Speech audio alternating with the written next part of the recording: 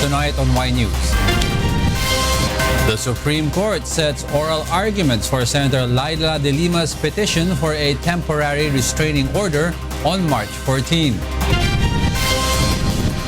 Bestlink College, Harana Tours, and Panda Coach Tourist Transport agree to raise 1 million peso common fund for the survivors of the Tanay bus accident. Government representatives receive Filipino medical workers held captive by Islamic State in Libya.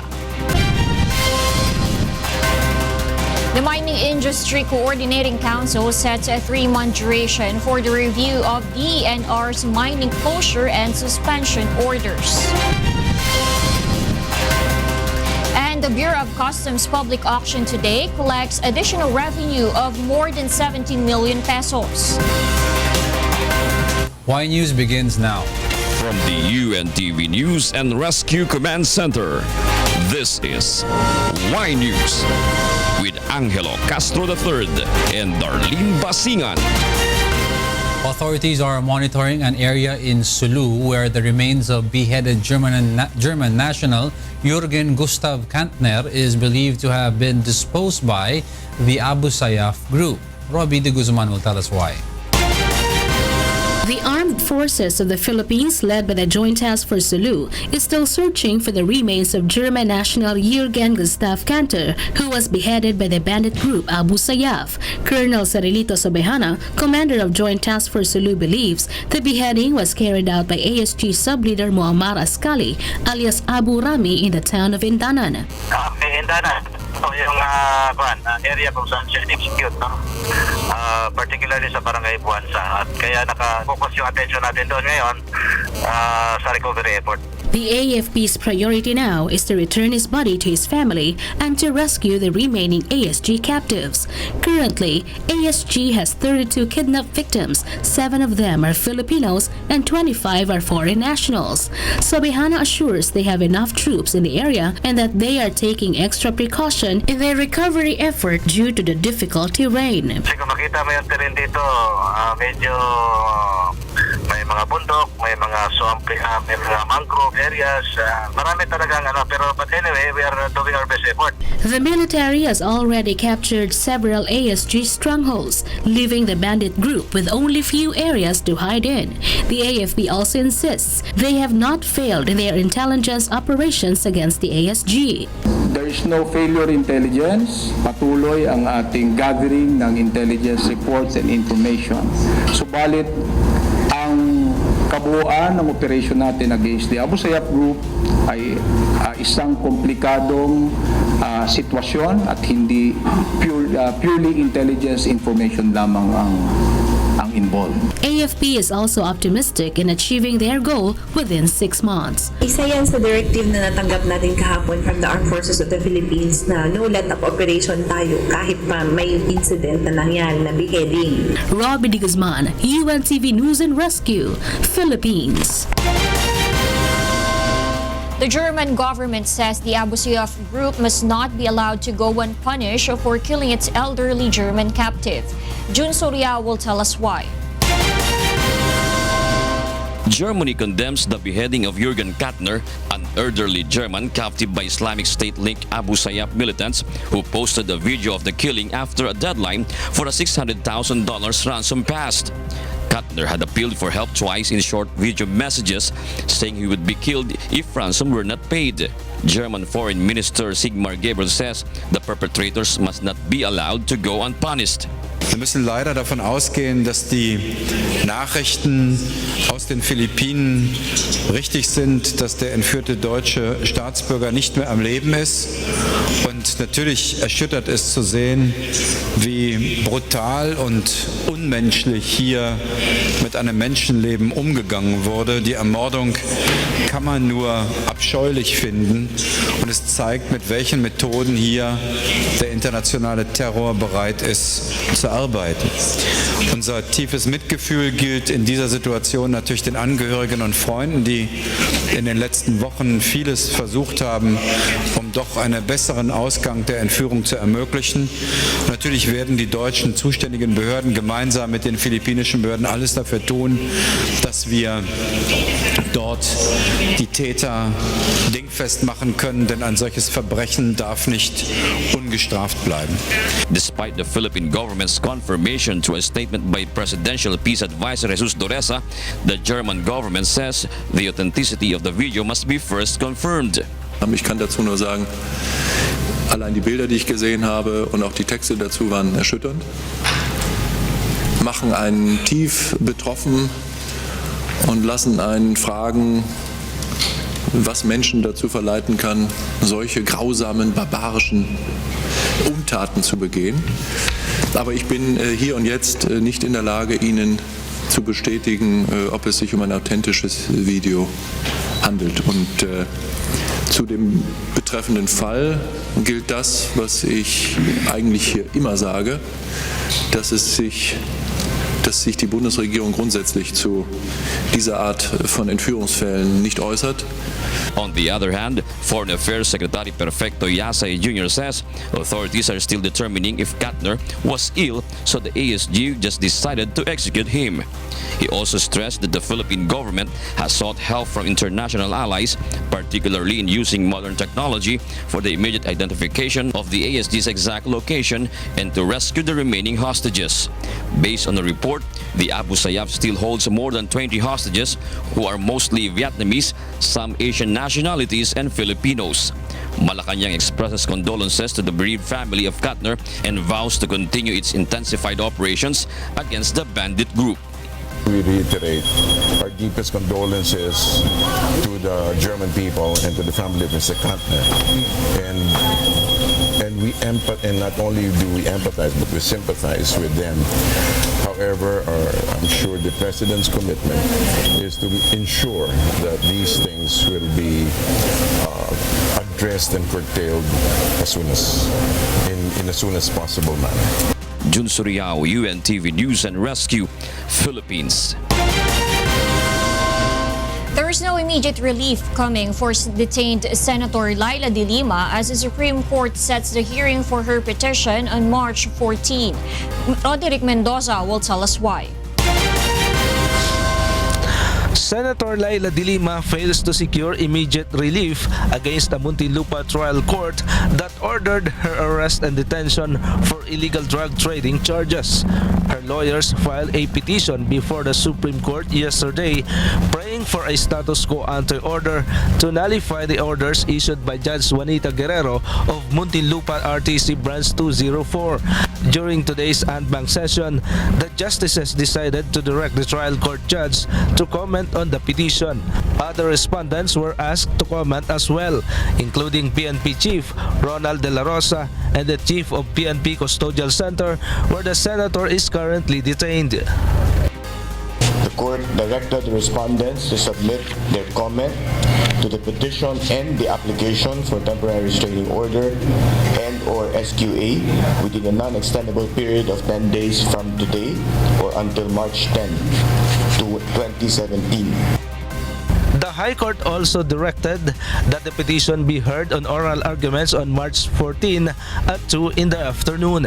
Sought for comment, De Lima's lawyer, Attorney Alex Padilla, says they will just have to prepare for the hearing and hope to get reliefs from the court afterwards.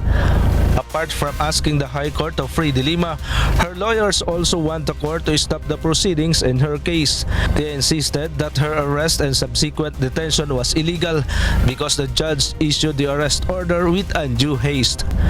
Roderick Mendoza, UNTV News and Rescue, Manila. The Senate is continuing its reorganization following the ouster of Liberal Party senators from their key positions. Joyce Balancho will tell us why. Senator Senator Franklin Drilon is the new leader of the minority bloc. This after Senator Bam Aquino nominated him during the plenary session today, to which no senator objected. He replaced Senator Ralph Recto, who is now the Senate President pro tempore. Detained Senator Laila de Lima, on the other hand, has submitted to the Senate a letter informing of her formal withdrawal from the majority bloc to join her colleagues in Liberal Party, who now compose the minority. Senator Antonio Trillanes IV welcomes them in the bloc. He says the ouster of the Liberal Party senators from the majority shows that the independence of the Senate has been compromised. Obviously, na siya, nawala yung independence ng Senado. Nadidiktahan siya ng mga kagustuhan ng iba't ibang mga senador na nakadikit kay President Duterte. So, it's sad. Meanwhile, majority bloc senators denied allegations by the LP that the Malacanang was behind their ouster. Senator Manny Pacquiao admitted that they have been meeting regularly to plan the reorganization of the Senate. He said 16 of them met at his house last Sunday night, wherein they have reached a consensus. Former minority senators Ralph Recto, Chis Escudero, Senator Trillanes, and LP senators were not invited. Majority Floor Leader Senator Tito Soto said the majority bloc has been divisive due to contradicting stand of LP on most issues. Ang gusto natin, maging ang Senado pro-country, pro-people. Hindi anti-Duterte, hindi pro-Duterte. Yun ang gusto natin. Ang nakikita kasi nung aming mga kasama sa majority, yung kinilos nung aming mga ibang kasama dati, na ngayon nasa minority, ay anti-Duterte. Liberal Party President Senator Francis Pangilinan decried the statement of the Senate that it was LP that hampered the progress of key measures due to their opposing views. We disagree, no? Yung legislative agenda kasi ng Senado, kung titingnan natin, if I'm not mistaken, 24 na mga committee reports being defended on the floor, 17 are LP, no? Committee report. So, paano mo masasabing kami ang nag-hamper? Kami nga ang pinakamaraming nakahain na committee reports dito sa floor. Meanwhile, the Senate has cancelled the Commission on Appointments hearing as well as the plenary session tomorrow in lieu of the reorganization. Confirmation hearing of the ad interim appointment of DENR Secretary Gina Lopez and DepEd Secretary Leonor Briones are hence moved to another date. Joyce Balancio, UNTV News and Rescue, Senate of the Philippines. After the sudden removal of Liberal Party senators from key positions in the Senate and shifted to the upper chambers minority, the Liberal Party is now studying on whether or not its members should remain in the supermajority bloc of the lower house of Congress. Ray Pelayo will tell us why. Members of the Liberal Party convened today after the ouster of its members in key Senate posts and transferred to the minority yesterday. Among those present during the meeting were Senators Kiko Pangilinan, Franklin Drilon, Bam Aquino, Representatives Teddy Bagilat, Kit Belmonte, Egairese, former Congressman Erin Tañada, former President Noynoy Aquino, and Vice President Leni Robredo. Aside from death penalty, they also discussed whether or not their members at the lower house should also shift to the minority bloc. The political party decided to give their members time to decide on the matter. Medyo nagkaroon ng mahabang diskusyon dito at iba ang kondisyon sa House, iba ang kondisyon sa Senate. But in consideration also of the debates sa death penalty at yung pagboboto, we have postponed the decision on the matter of whether or not the contingent of the Liberal Party in the House will leave the majority until after the death penalty debates have been completed. Congressman Teddy Bagilat says the cooperation among LP members will become clearer after the results in the vote on proposed death penalty reimposition bill. Definitely, kung ayaw na sila ng administration na kasapi pa rin dun sa majority coalition, they'd probably join the minorities. Representative Kit Belmonte meanwhile says only 5 of the 32 members of the Liberal Party in the Congress are in the minority bloc. He says LP lawmakers are ready in the event they are removed from the chairmanships of 7 House committees. I'm sure any member of the LP, when he takes his principal position, he's willing to accept the consequence. The Liberal Party says it will support the proposals of the administration but not the ones they believe are detrimental to the country. Ray Pelayo, UNTV News and Rescue, Quezon City. The Liberal Party has called its members today prior to the lower house's voting in the House plenary for the passage of the death penalty reimposition bill. Nel Maribuhok will tell us why. Liberal Party President Senator Francis Pangilinan has asked his party mates to support the party's stand opposing the passage of the controversial death penalty reimposition bill. The lower house is set to vote for the passage of the proposed bill tomorrow. Ang posisyon ng Liberal Party ay tutol tayo sa death penalty. Ito ang posisyon ng partido at hinihiling natin sa ating mga miyembro na suportahan ang posisyon na ito. According to some LP congressmen, this is the issue in which the party needs to be united. But individually, meron mga kasama na sang-ayon sila sa death penalty. So yun ang kinakailangan siguro nilang iproseso dahil merong party position na. Ang opinion ni Presidente, we wanted to be constructive. We wanted to be supportive. Meanwhile, Albay Representative Edsel Lagman says the party will state its firm position on different issues after the plenary voting on the proposed bill. In addition to this, Congressman Lagman revealed that 3 LP congressmen are ready to give up their respective committee chairmanships just to express their strong opposition to the passage of the death penalty reimposition bill. Meanwhile, LP Chairman Emeritus former President Benigno Aquino III says his support will always be on whatever the group agrees upon. It's the party president who will articulate the party position. Nel Maribuhok, UNTV News and Rescue, House of Representatives. The House plenary resumes deliberation this afternoon on the controversial death penalty reimposition bill. From Quezon City, Nel Maribuhok is back to tell us why live. Yes, Nel, go ahead. Darlene, the debate on amendments on the provisions of the death penalty reimposition bill resumed today. CAPI's Representative Fredinil Castro stood in the plenary as one of the sponsors of the bill who was supposed to acknowledge the amendments. But the anti-death penalty congressman questioned the proceedings on the individual amendments presented by House Deputy Majority Leader Juan Pablo Bondok. One of the approved individual amendments was the removal of crimes such as plunder, treason, and rape on the list of crimes punishable by death. But why are we having a wholesale individual amendments? Mr. Speaker, Your Honor, we under what understand rule are we operating, Mr. Speaker? Mr. Speaker, Your Majority Honor, Leader? I understand the objection of the honorable gentleman from Albay, which is why I want to put it to a vote.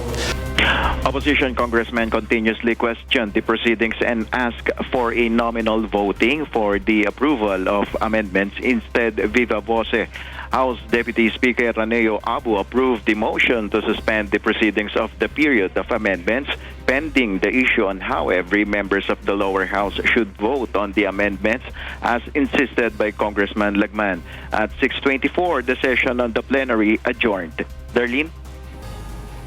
Thank you, Nel. And that's Nel Maribuhok reporting live from Quezon City. The Australian government hopes that the Philippine government will not push through with its plan to revive the death penalty as capital punishment. Victor Cosare will tell us why. Australian Ambassador to the Philippines Amanda Gorley stresses that her government does not support the death penalty. They also encourage other countries not to impose such measure. However, she clarifies that the revival of the death penalty being the capital punishment is for the Philippine government and its people to decide. Australia does not support the death penalty. We don't have the death penalty, and we encourage other countries not to implement the death penalty. So we would hope that the Philippines does not proceed with the death penalty, but as I said, it is a matter for the government and the people of the Philippines. President Rodrigo Duterte has been pushing for the revival of death penalty to serve as a deterrence to criminals. Right now, the legislation for it is still being deliberated in Congress. But on the other hand, the Australian government has been supporting the Bangsamoro peace process since 1996. Part of our objectives through that support is to ensure that the process is inclusive, which of course means ensuring that women are part of that process and that their voices are heard as part of the peace negotiations here in the Philippines. Also, the Australian government is studying the possibility of pouring in additional investments in Mindanao. This next few days that I'm here, I'm having a meeting with the Davao Chamber of Commerce, and I've brought with me my trade and economic team from the embassy because we're very keen to look at how we can collaborate together to improve the economic development here in Mindanao. Gorley says among the industries they are looking at are infrastructure, power, water, as well as food and beverage. Victor Osare, UNTV News and Rescue, Davao City. The 1 million peso common fund is underway for the survivors of the bus accident in Tanay, Rizal. Meanwhile, the Land Transportation, Franchising and Regulatory Board has suspended the entire fleet of Panda Coach Tourist Transport. Joa Nano will tell us why. The administrations of Basingan College of the Philippines, Harana Tours, as well as the Panda Coach Tourist Bus have agreed to raise a 1 million peso fund that will serve as financial assistance for the survivors of the Tanay Rizal bus accident. During today's first hearing held by the Land Transportation, Franchising and Regulatory Board on the case, LTFRB asked the respondents to submit the written document that will explain the process, timeline, and means of establishing the common fund. Minabuti na lang ng tatlong parties to come up with an amount, a pooled amount by which they can address the costs that they have to be confronted with, insofar as the victims are concerned. Whether it be 1 million, 2 million, or 3 million, as I said earlier, we require them for a written submission of this common fund that they were telling the board. LTFRB is also asking them to submit the complete list and corresponding documents that will show the amount of financial assistance that Panda Coach and Basingan College have provided the victims of the accident. Some parents are still complaining because allegedly up to now, some of them still have not received any financial assistance from the Panda Coach. Wala po kaming natatanggap ni Panda, ni etc. ni ano. Estimate ko umabot ako po ng 7,000. Tapos sa ngayon po nag-ano kay Amang, umabot na po kami ng 10,000. Meanwhile, LTFRB has also suspended the entire fleet of Panda Coach Tourist Bus that covers 19 bus units after the board discovered some irregularities in its audited financial statement. Nagulat kami na yung audited financial statement that they submitted to the board to justify the sale and transfer of the entire 19 units of Sitio Lucia to Panda Coach Tours. They only have something like 2.7 million assets total. Apart from Panda Coach, some parents are also demanding for the fleet suspension of Harana Tours. But according to LTFRB, this is not easy because they have to look into the issue carefully and gathered enough evidences before they could decide whether to suspend or revoke the company's franchise. Joa Nano, UNTV News and Rescue, Quezon City. Next on Y News. The Human Rights Claims Board vows to begin the distribution of compensation to some recognized martial law victims in the second quarter of this year. And government representatives receive Filipino medical workers held captive by Islamic State in Libya. Y News will be right back.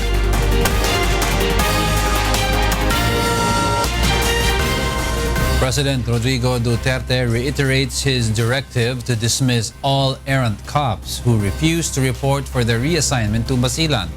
Rosalie Cos will tell us why. President Rodrigo Duterte says errant and dismissed cops would be the next target of police operations. They should be subjected to summary dismissal. And I have requested the police to form particularly a squad at bantayan itong mga pulis na alis sila sa trabaho. The president says those errant policemen have the tendency to commit more crimes upon dismissal. Most of them ay yung mga ninjas, criminal. So they are high in the list. And do not be surprised if they are killed because they are wanted. And so are the police who have been dismissed for committing crimes. Pag nawala yan sa trabaho, they will continue their plunder. They will continue with their crime. Meanwhile, Philippine National Police Chief Ronald De La Rosa says the dismissal order for the erring cops have already been signed. And yesterday, ang napirmahan ko, umabot na ata ng mga almost 200 na yun. Pinirmahan ko na dinismiss ko sa service. Tatanggalin talaga natin yung mga eskalawag. It can be recalled that out of the 310 police personnel sent to Basilan, only 54 attended the send-off ceremony last week. Those who failed to attend were given 15 days to explain to the regional director of PNP Autonomous Region in Muslim Mindanao the reasons for not attending. Failing to do so would mean their dismissal from service. Many of the said cops were facing serious neglect of duty and criminal charges. Meanwhile, General De La Rosa is optimistic that the 54 cops sent to Basilan will change and will take advantage of the opportunity to prove that they deserve to remain in the PNP. The cleansing has begun. And as you know by now, we have started dismissing police personnel found guilty of drug use. Even as more cases of policemen involved in other crimes are now being reviewed for final resolution. Rosa Licos, UNTV News and Rescue, Malacanang. Director of the Philippine Drug Enforcement Agency Undersecretary Isidro La Peña is in favor of reviving the anti-illegal drugs campaign of the administration. Brian De Paz will tell us why. Philippine Drug Enforcement Agency or PDEA Director General Isidro La Peña is open to the idea of reviving the Philippine National Police campaign against illegal drugs. La Peña says PDEA has limited anti-drug operations due to its lack of personnel. La Peña says the government needs to strengthen its manpower to fight illegal drugs, especially since the problem seems to be proliferating anew. Because of the need for manpower, especially at the municipal level, sa ngayon, the information we are gathering is that may recurrence nga ng mga activities ng mga drug pushers, street level pushing, and aside from the clamor of the local government executives, we are also receiving those information. The PDEA also assures of achieving its 2022 target to make the Philippines drug-free, especially now that the administration is in full support of the efforts against illicit drugs. The vision, sir, of a drug-free Philippines is doable. The most effective way of awareness of the ill effects of drugs will be at the family. Meanwhile, the Armed Forces of the Philippines or AFP and PDEA have formally inked an agreement that allows them to jointly conduct anti-illegal drug operations in accordance with the directive of President Rodrigo Duterte. PDEA Chief La Peña and AFP Chief of Staff General Eduardo Año led the signing of the agreement today at the AFP General Headquarters in Camp Aguinaldo. The AFP meanwhile vows that their operation will not result into an Oplan-Tokhang type of operation. That is not going to be the concept of operation of the Armed Forces of the Philippines. We will be in support with the PDEA. The number of individuals who surrendered to authorities and are already under the government's drug rehabilitation program now stands at 1.18 million. Brian De Paz, UNTV News and Rescue, Camp Aguinaldo. The Philippine National Police arrested 15 Chinese nationals and a Filipino for allegedly operating illegal gambling in Pasig City. Grace Casin will tell us why. 15 15 Chinese nationals and a Filipino allegedly operating illegal online gambling in the country have faced inquest proceedings at the Department of Justice today. Through a search warrant, PNP ACG operatives raided the office of YD International Incorporated, which has been operating virtual games in Pasig City for a year now, without a permit from the Philippine Gaming Corporation. PNP ACG spokesman Police Superintendent J. Guillermo says the illegal gambling firms cater to Chinese nationals. They are requiring a bettor to open an account from China. You can view it in China. So you cannot play or put your bet online without a Chinese bank. And you will be using also a Chinese phone number. Its alleged owners, Jonah T. and Mika Wang, however, were able to elude arrest. The PNP ACG says the Chinese nationals only have tourist visas, with some of them already expired, while the arrested Filipino is one who handles their documents. The role of the Filipino is like an interpreter, and he is responsible in leasing or signing in behalf of the company. The police unit will also examine confiscated items from the scene like computer sets, printer, routers, cell phone, bank cards, digital storage, and documents. The accused will face appropriate charges under the Cybercrime Prevention Act of 2012. The PNP ACG said even the owner of the building where the illegal gambling operates may also face charges. Grace Casin, UNTV News and Rescue, Camp Crame. There might be a possibility that the Senate will reopen its investigation on the botched Mamasapano operation that led to the death of 44 Special Action Force or staff members. Joyce Balancho will tell us why. Families of the slain SAF 44 have asked Senator Richard Gordon to reopen the Senate probe on the Mamasapano incident that happened on January 25, 2015. Telly Sumbilya decries the slow delivery of justice for the death of her son, PO3 John Lloyd Sumbilya. Yung hostisya po ang ipinunta namin dito kasi ang tagal na wala pang linaw, wala pang napaparusahan. Justisya po ang pinunta namin dito, kami mga magulang. Their legal counsel, Attorney Ferdinand Topacio, says until now the Office of the Ombudsman has not yet acted on their criminal complaints filed against former President Benigno Aquino III, former PNP Chief Alan Purisima, and former SAF Director Getulio Napeñas. Hence, they are appealing to Senate to reopen the probe so that those who are liable will be charged accordingly. Topacio says now is the right time for former President Aquino to face the Senate investigation to clarify his involvement in the incident. Demand. We are in no position to demand. We will respectfully request po si Senator Gordon kung maaari naman po para yung buong istorya, kasi putol po yung istorya bitin po yung istorya. Kung nandoon lahat ng mga kinauukulan, kasi po noong nagpo-probe di po ba nakaupo pa po si Pangulong Aquino. So napakarami pong legal repercussions kung siya ipatatawag. May separation of powers, meron siyang immunity as chief executive, etc. na ngayon po ay wala na po. While Public Order Committee handled the investigation before, Topacio's camp says the Justice Committee or the Blue Ribbon Committee being handled by Senator Richard Gordon can still look into the matter. Gordon, on the other hand, says he is open in handling the issue, but he needs to consult first to the Senate leadership. He, however, agrees that former President Aquino should be asked to appear before the Senate should the hearing push through. But hindi lang siya pwedeng gambalain pagka siya ay Commander-in-Chief Presidente.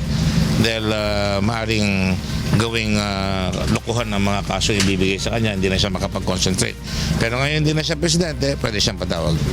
Joyce Balancho, UNTV News and Rescue, Senate of the Philippines. The Technical Working Group of the Mining Industry Coordinating Council, or MICC, targets to finish in 3 months its review on DENR's mining closure and suspension orders. Meanwhile, Finance Secretary Carlos Dominguez denies connections with mining companies. Rosalie Cos will tell us why. The Technical Working Group of the Mining Industry Coordinating Council, or MICC, does not rush its review on the orders of the Department of Environment and Natural Resources to close and suspend 28 mining companies which are found to have violated mining laws, rules, and regulations. Finance Secretary Carlos Sani Dominguez, the co-chairperson of Environment Secretary Gina Lopez in MICC, said the review will take up to 3 months. There are, I think, at least 75 contracts that have to be reviewed. And, some of these contracts are very thick, and then they will have to visit. So, we will take a deliberate approach to this thing. We're not rushing it. On Friday, the Technical Working Group of the MICC will convene to discuss the scheme of the review as well as the budget. Secretary Dominguez believes due process has been done by the DENR. Nevertheless, due to controversies, the public must be assured that the decision has undergone thorough study. I'm sure Secretary Designate Lopez has made sure that her staff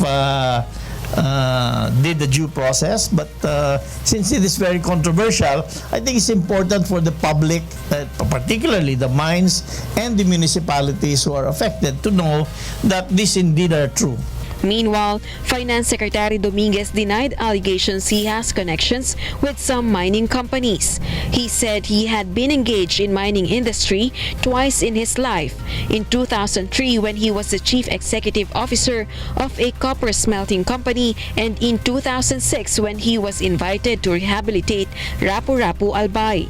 However, he did not deny that he still has shares of stock in a mining company declared in his statements of assets, liabilities, and net worth, or SAL-N, since 1967. That was a gift to my grandson from my mother. I think it was 5,000 shares. To my son, and we haven't transferred it to his name yet.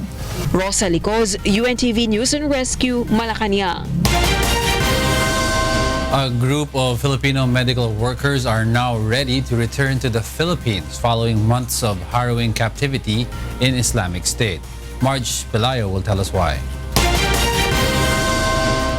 Philippine Foreign Affairs Undersecretary for Migrant Workers Affairs Jesus Yabes paid a visit to Tripoli on Monday to receive a group of Filipino medical staff who had been detained by Islamic State militant group in Sirte, Libya. The rescued detainees included 7 women, a man, and a 10-month-old child.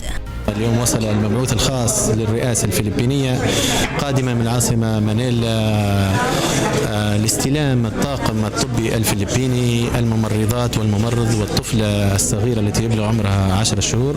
هؤلاء الطاقم الطبي كان متواجد كممرضات بمستشفى ابن سينا بمدينة سرت. تم احتجازهم من قبل تنظيم داعش الإرهابي وتم تحريرهم من قبل قوات البنيان المرصوص.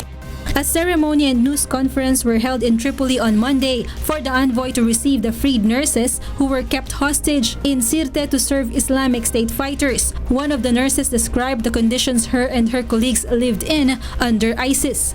Nung kami po ay pinersang maging Muslim, pinalaya po kami pero may kondisyon na magtatrabaho kami bilang nurse ng hospital nila at tuturuan namin ang mga ISIS ng mga emergency cares at ng nursing course. Hindi maganda po ang aming naging experience sa kanila dahil araw-araw po kami naninirahan sa takot na hindi namin alam kung ano ang mangyayari sa amin at lagi nilang sinasabihan kami na kung kayo ay lalabas ng cert, papatayin namin kayo, papatayin namin. For more than a year, Islamic State exercised total control over Sirte, building its primary North African base in the coastal city, but it struggled to keep a footing elsewhere in Libya and by December 2016 was forced out of Sirte after a 6-month campaign led by brigades from the western city of Misrata and backed by U.S. airstrikes. Marge Pelayo, UNTV News and Rescue, Philippines. Some recognized martial law victims will likely receive their compensation in the second quarter of this year. Ray Pelayo will tell us why. The Human Rights Claims Board defends the delay in the distribution of compensation to human rights victims during the martial law regime. Nevertheless, Claims Board Chairperson Lina Sarmiento says they may provide the first tranche of compensation in the second quarter of this year based on the results of their meeting with President Rodrigo Duterte. We agreed that we will deliver cash advance probably this second quarter. Under the Human Rights Victims Reparation and Recognition Act of 2013, 10 billion pesos from the ill-gotten wealth of the Marcos family will be allocated for the reparation of human rights victims. Based on the reports of the Claims Board, a total of 75,730 claimants have already applied for reparation. As of February 17, 2017, the number of cases decided upon by the Claims Board has already reached 30,859. Ray Pelayo, UNTV News and Rescue, Quezon City. The Bureau of Customs has collected a total of 17.9 million pesos in today's public auction at the Manila International Container Port. Aiko Miguel will tell us why.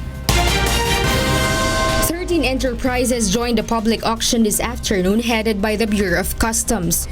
Among the items displayed for bidding were those abandoned by consignees and smuggled items seized by BOC. This afternoon, 5 items were sold and reached 17.9 million pesos. Out of 12 po, 5 po yung naibenta natin at tayo ay nakalikom ng pondo para sa gobyerno natin. Ang tawag po dito ay non-traditional revenue po ng almost 18 million, 17.9 million plus ang ating nabenta o naging proceeds dito sa public auction natin. 7 of the items were left unsold. BOC plans to re-examine the items to determine if they are still fit for another auction. Otherwise, BOC will just donate them to agencies that needed them the most. Mari-examine, mari-assess ng aming mga appraisers o examiners para po ito ay ma-dispose namin ng mararapat para sa gobyerno at makapag-generate ng much needed non-traditional revenues para sa ating bayan. One of the bidders bought the Mizuno golf bag and shoes worth 873,000 pesos from the floor price of 870,000 pesos.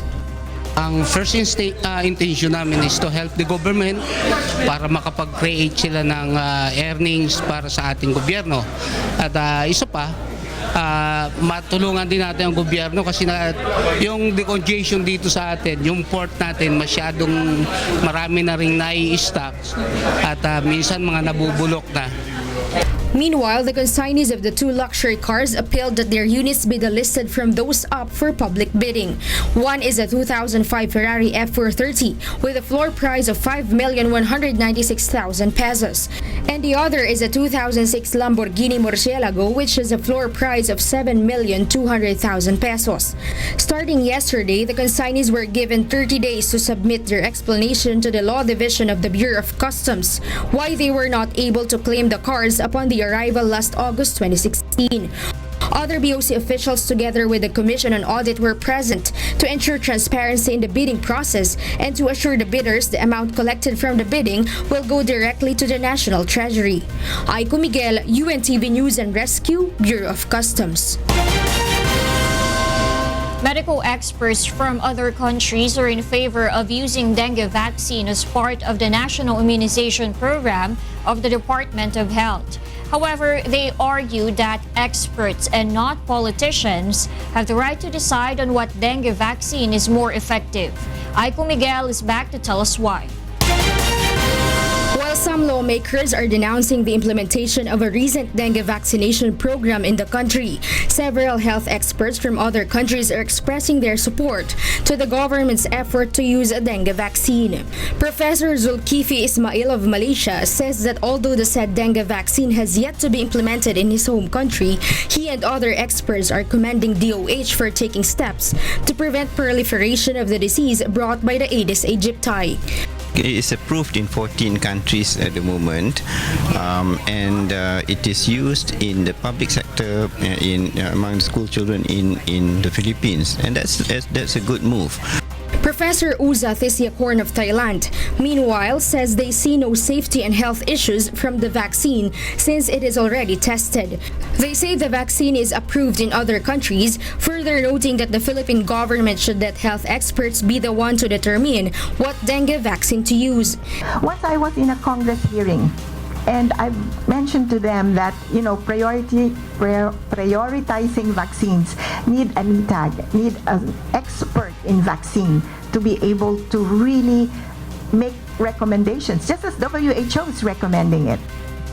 This vaccine, if it's used properly, will decrease transmission. It'll decrease epidemic activity. It'll decrease, it's been shown very nicely that it decreases severe disease, it decreases hospitalization, and therefore it will decrease deaths.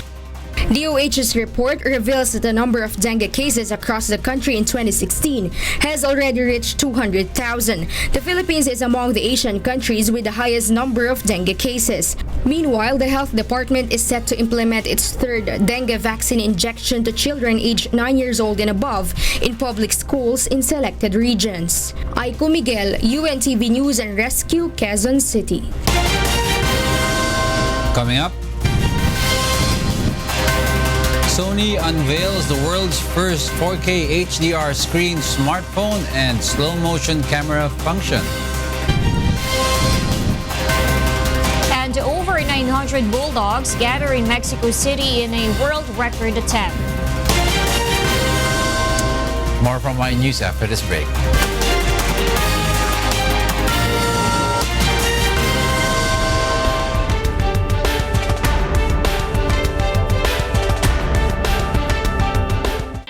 Y News would like to thank the following: Inex Industrial Incorporated, Medical Depot, Satex Communication Center, E5 Enterprise, East Trans Line Philippines Incorporated, JPM Medical.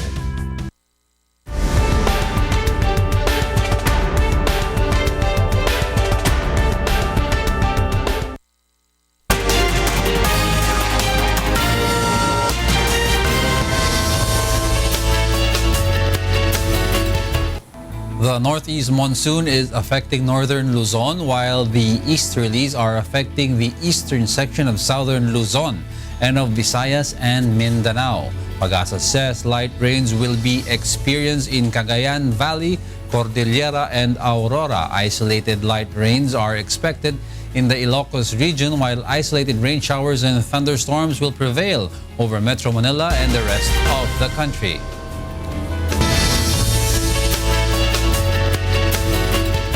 Sony introduces another world's first in the smartphone industry. Jovic Bermas will tell us why. Sony launched a new high-end smartphone boasting a number of industry firsts, including a 4K HDR display and a camera capable of filming slow-motion footage at 4 times the rate possible on rival devices. The Xperia XZ Premium captures video at up to 960 frames per second.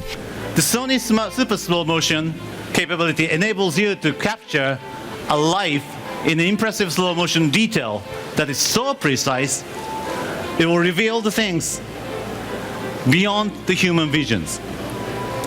With the super slow motion, everyday moments that happens in the blink of an eye can become stunning visual memories. A cat leaping in the air for play, hummingbird in flight, or a balloon bursting in the mid-air, to name a few. You can dramatize just about everything or any moment with the super slow motion. It is also able to detect motion in a picture that allows you to take 4 images in the second before the shutter button is actually pressed. The Motion Eye technology was made possible by a new type of stacked image sensor that has built-in memory of its own, a world first for a smartphone. The new model was unveiled alongside several lower specification devices on the first day of the Mobile World Congress trade show in Barcelona. The Japanese tech giant also announced a partnership with Amazon Prime Video, which will result in more 4K HDR content being delivered. So with 4K HDR, you get this very vivid, more colors, more contrast, more detail, so that your viewing experience just becomes more immersive, and it just takes you to the next level of viewing. Sony said the device will be available from late spring but did not mention its price. The company confirmed its Xperia Touch will go on sale at a similar time. The interactive projector enables apps to be displayed onto any flat surface that can act like a large touchscreen. Sony also unveiled the Xperia Ear Open Style concept, an in-ear hands-free smart assistant that allows users to hear their surroundings as well as a virtual assistant. Jovic Burmas, UNTV News and Rescue, Europe. Mexico City believes it has set a world record. Nina Armilio will tell us why. Bulldogs dominated Mexico City as a gathering of almost 1,000 of the hefty canines had Mexico convinced they had set the record for the largest bulldog walk. Eric Hernandez, the Bulldog event organizer, says more than 950 bulldogs from all over the country came together. He adds that such a huge gathering of this specific breed has never been seen before. Efectivamente logramos conseguir más de 951 asistentes aquí en el Monumento de la Revolución con sus mascotas. Un requerimiento que nos hizo el récord Guinness es que fueran bulldog inglés mayores a un año, lo cual así lo conseguimos, así lo hicimos. Bulldog owners cooed and fussed over their pet canines, making sure to protect them from the heat of the sun by rubbing them down with water and holding umbrellas over their furry pets. No, increíble, es una raza increíble.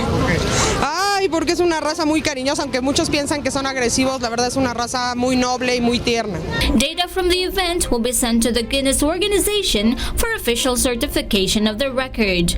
Authorities say some 2,000 people witnessed the Bulldog gathering. Nina Armilio, UNTV News and Rescue, Philippines. Those are the reasons behind the news. February 28, 2017. I'm Angelo Castro III.